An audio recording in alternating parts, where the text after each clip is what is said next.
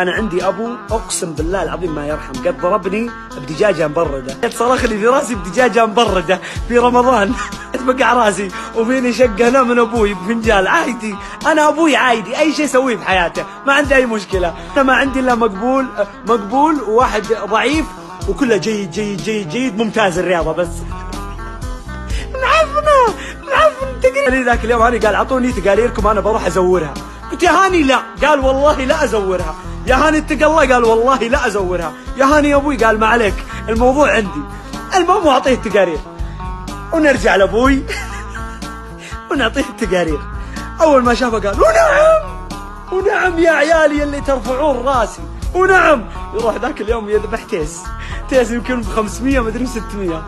وطبعا أبوي كان يشتغل في التوجيه في دار التعليم وفي المدرسة يعرفونه. المهم جاء أبوي شل عمره راح للمدرسة، كان عنده شغل